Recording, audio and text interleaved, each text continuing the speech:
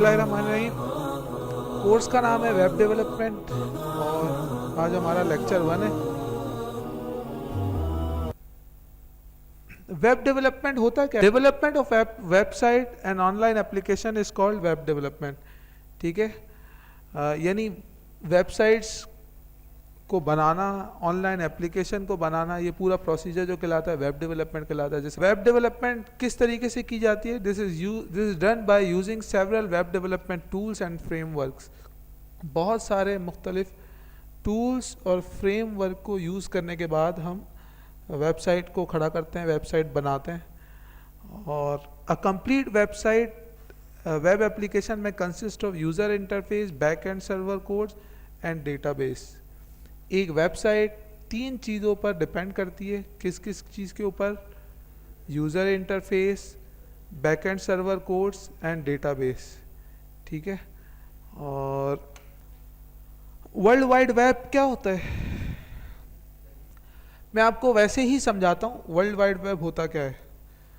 मसलन मिसाल दूँ, अगर मेरा एक कंप्यूटर है, अभी वो इंडिविजुअल है, ठीक है, मैं इसको अपने पूरे 11-12 सिस्टम को आपस में कनेक्ट करने के लिए एक नेटवर्क बनाऊंगा।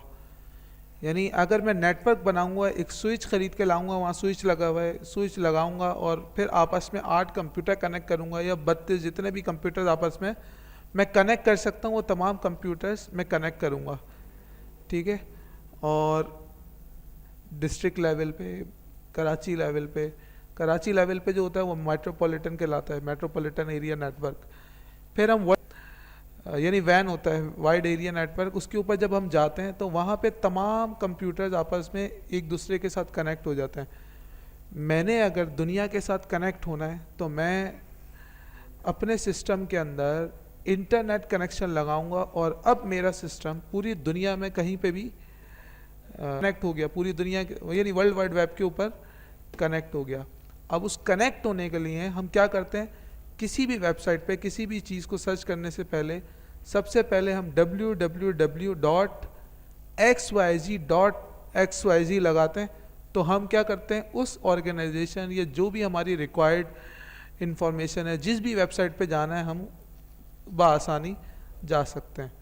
मसलन फेसबुक पे हमने जाना है, हम क्या लिखते हैं? सबसे पहले www.facebook.com, फिर हम फेसबुक पे चले जाते हैं। ठीक है, तो इसी तरीके से ये लिखा हुआ भी है, the web is www is commonly known as web. Web is a collection of computer connected through a network provide publicly accessible information. सही है, ये क्या कहलाता है? हमारा वेब कहलाता है। वेब पेज क्या कहलाता है? A web page is a document commonly written in HTML that is accessible through internet by using internet browser।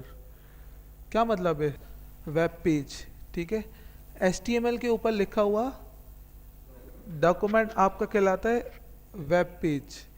Document मिसाल के तौर पे हम MS वर्ड के ऊपर भी लिखते हैं। ठीक है, लिखते तो नोटपैड के ऊपर ही है, तो उसका एक्सटेंशन हम HTML कर देते हैं, एक वेब पेज कहलाता है। मसलन मैं किसी वेबसाइट के ऊपर गया,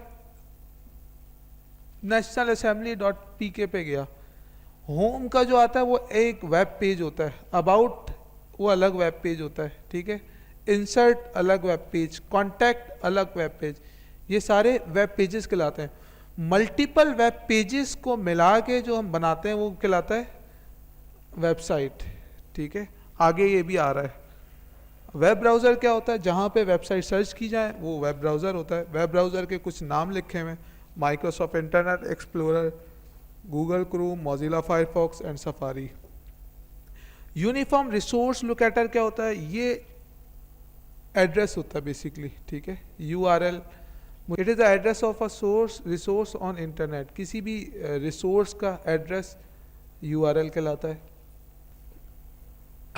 the protocol use to access the resources, ये प्रोटोकॉल होता है जिस प्रोटोकॉल के ऊपर काम करते हैं, HTTPS।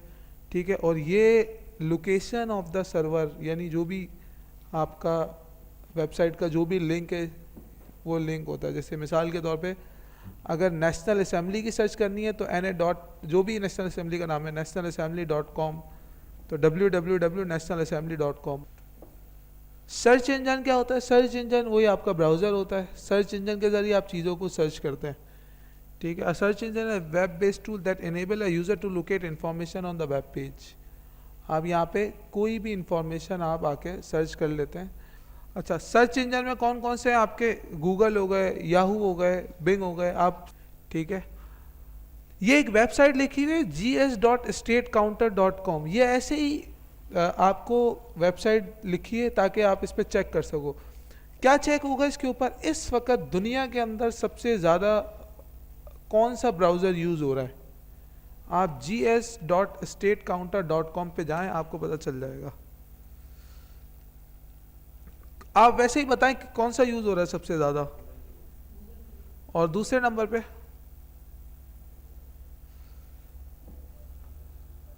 ये आपके सामने आ गया गूगल क्रोम। इस वक्त दुनिया के अंदर 64.6% यूज़ हो रहा है। सफारी यूज़ हो रहा है 19.22%, माइक्रोसॉफ्ट एज यूज़ हो रहा है 4.9%, फायरफॉक्स 3.91, सैमसंग इंटरनेट, सैमसंग का जो भी है इन लोगों का, वो 2.8, 2.34, बाकी रिमेनिंग। तो बहरहाल गूगल क्रोम, ये आप gs.statecounter पे आके सर्च कर सकते हैं। होम पेज कौन सा होता है? किसी भी वेबसाइट के ऊपर जब आप जाएंगे, पहला पेज यानी लैंडिंग पेज जो होता है वो आपका होम पेज कहलाता है। मैंने www.gs.statecounter.com खोला, पहला पेज जो मेरे पास आया वो कौन सा पेज था उस वेबसाइट का? लैंडिंग पेज या होम पेज, ठीक है। और ये मैंने बता दिया वेबसाइट क्या होती है। मल्टीपल वेब पेजेस मिला के एक वेबसाइट बना लेते हैं, ठीक है। A website can be access through uniform resource locator. Website ज़ाहिर है यूआरएल के ज़रिए ही एक्सेस की जा सकती है, सही। कुछ वेबसाइट्स हैं, कुछ वेबसाइट्स की कुछ टाइप्स होती हैं, ठीक है। बहुत सारी टाइप्स हैं जो यहाँ पे बआसानी नज़र आई या फिर वो लिख दी उठा के। ये अच्छा, ये क्राइटेरिया हम खुद बनाते हैं, जाहिर है। एजुकेशनल वेबसाइट में क्या होगा? तमाम एजुकेशन का कंटेंट, एजुकेशनल मटेरियल हम वहाँ पे लाके रख देंगे, चलो जी एजुकेशनल वेबसाइट हो गई। अच्छा जी, ये हमारा एक बेसिक इंट्रोडक्शन था। अब हम कोर्स के अंदर क्या क्या पढ़ेंगे? कोर्स के अंदर हम पढ़ेंगे HTML पढ़ना है, CSS पढ़ना है, CSS के बाद बूटस्ट्रैप, पे jQuery, पे जावास्क्रिप्ट हमने डिटेल में पढ़ना है इस कोर्स में ना। जावास्क्रिप्ट डिटेल में पढ़ेंगे तो जाहिर है फिर वो AngularJS भी पढ़ेंगे। फिर एक प्रोजेक्ट हम आपको देंगे, वो आपने प्रोजेक्ट बना के सबमिट करवाना है। ये हमारे कोर्स की आउटलाइन है। आप लोग यही आउटलाइन देख के हमारे पास यहाँ पर आए। जाहिर है जो बैनर देखा था उसमें लिखा हुआ होगा। अब हम HTML शुरू कर रहे हैं।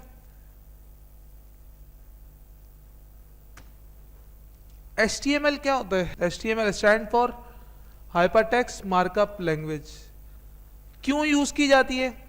वेबसाइट को बनाने के लिए। It is use to create web pages that are display by the browser mainly on internet. HTML बनाई जाती है वेब पेजेस को बनाने के लिए, ठीक है, यानी वेबसाइट को बनाने के लिए HTML यूज की जाती है। ये बनाई थी टिम बर्नर्स ली ने 1993 के अंदर, और इस वक्त मौजूदा जो हम यूज कर रहे हैं HTML5 यूज कर रहे हैं। एक HTML जो है ना आपका, HTML समझ रहे हैं, स्ट्रक्चर खड़ा करता है, ठीक है। आपकी वेबसाइट का स्ट्रक्चर जो चीज़ खड़ी करती है वो HTML है। मिसाल के तौर पे अगर आपने बिल्डिंग बनानी है, बगैर ब्लॉक्स के आप बिल्डिंग नहीं बना सकते। या अगर आपने नस्ला टावर के बराबर में एक लंबा टावर खड़ा करना है, आप बगैर सरिये के नहीं खड़ा कर सकते टावर, ठीक है। ये स्ट्रक्चर खड़ा, पहले स्ट्रक्चर खड़ा होगा तभी तो आप बाकी चीज़ें लगाएंगे ना। तो स्ट्रक्चर आज भी जितनी बड़ी बड़ी एप्लीकेशंस हैं उनका स्ट्रक्चर जो खड़ा हुआ है वो HTML के ऊपर हुआ है। HTML पे जाने से पहले एक चीज़ बतानी है, ये पूछनी है, HTML एलिमेंट होता क्या है? An HTML element is defined by a start tag, some content and an add tag. HTML element क्या होता है? जब आप HTML करेंगे ना तो HTML के अंदर आपको टैग्स मिलेंगे, ठीक है। टैग के ऊपर काम होता है।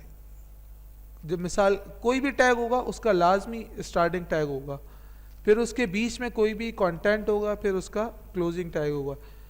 स्टार्टिंग टैग से लेकर एंडिंग टैग विद कंटेंट, ये पूरा कहलाता है HTML एलिमेंट। मिसाल के तौर पे पैराग्राफ एलिमेंट आप लगाओ, पैराग्राफ एलिमेंट में आप क्या करेंगे, पैराग्राफ का स्टार्टिंग टैग लगाएंगे, बीच का आपका जो भी कंटेंट होगा वो लगाएंगे, बीच का कंटेंट, फिर आप एंड में क्लोजिंग टैग लगाएंगे। ये पूरा कहलाता है पैराग्राफ एलिमेंट। अभी मैं प्रैक्टिकल करके आपको दिखाऊंगा मजीद और आपको समझ में आएगा। Those element have no content, these elements are called empty tag, empty element। HTML element दो किस्म के होते हैं, एक होता है कंटेनर एलिमेंट, दूसरा होता है एम्प्टी एलिमेंट। जिसके अंदर कंटेनर का क्या काम है, कंटेनर का क्या काम है, अपने अंदर कुछ ना कुछ कंटेंट रखना, कोई ना कोई चीज कंटेन करना, ठीक है। मिसाल के तौर पे कप हमारा क्या है, एज कंटेनर है, उसके अंदर क्या आता है, चाय, बिस्किट, कोई भी चाय आती है, मतलब चाय, जूस वगैरह जो भी चीज़ आती है, ठीक है। इसी तरीके से HTML कंटेनर एलिमेंट वो होते हैं जिनके अंदर आप कोई ना कोई कंटेंट रखते हैं, या जिनके क्लोजिंग टैग होते हैं। जिनके क्लोजिंग टैग नहीं होते उनको क्या कहलाता है, वो एम्प्टी एलिमेंट। HTML को चलाने के लिए हमारी कुछ एक रिक्वायरमेंट होती हैं। एक होती है, दो चीज़ें चाहिए, नंबर 1 टेक्स्ट एडिटर, नंबर 2 हमें चाहिए वेब ब्राउज़र, ठीक है। बाय डिफ़ॉल्ट हमारे सिस्टम के अंदर जब हम विंडोज़ इंस्टॉल करते हैं, न्यू विंडोज़ बिल्कुल इंस्टॉल करते हैं, बाय डिफ़ॉल्ट हमारे सिस्टम के अंदर नोटपैड मौजूद होता है, और एज ब्राउज़र इंटरनेट एक्सप्लोरर पहले मौजूद होता था। अभी भी आई थिंक पता नहीं होता है नहीं होता, लेकिन माइक्रोसॉफ्ट एज ने उसको रिप्लेस किया है, ठीक है। अभी भी शायद होता होगा, लेकिन माइक्रोसॉफ्ट एज आपको अब नए वालों में माइक्रोसॉफ्ट एज लाजमी मिलेगा, या तो इंटरनेट एक्सप्लोरर होगा या माइक्रोसॉफ्ट एज होगा, जो भी, यानी ये बाय डिफ़ॉल्ट ब्राउज़र आपको लाजमी मिलेंगे जब भी आप अपने सिस्टम के अंदर विंडोज़ इंस्टॉल करेंगे। आगे चल के अगर यूज़र ने अपनी आसानी के लिए कोई टेक्स्ट एडिटर चूज़ करना है तो वो नोटपैड++ यूज़ कर सकता है, विजुअल स्टूडियो कोड यूज़ कर सकता है, सबलाइम टेक्स्ट भी, और मज़ीद बहुत सारे हैं यूज़ कर सकते हैं। ब्राउज़र हम लोग सारे एज नॉर्मल गूगल यूज़ कर रहे होते हैं, ठीक है। आप गूगल भी ब्राउज़र यूज़ कर सकते हैं, माइक्रोसॉफ्ट मोज़िला फायरफॉक्स यूज़ कर सकते हैं, माइक्रोसॉफ्ट एज यूज़ कर सकते हैं, कोई भी आपका ब्राउज़र आप यूज़ कर सकते हैं, ठीक है। अब यहाँ तक किसी को कोई प्रॉब्लम हो तो डिस्कस करें।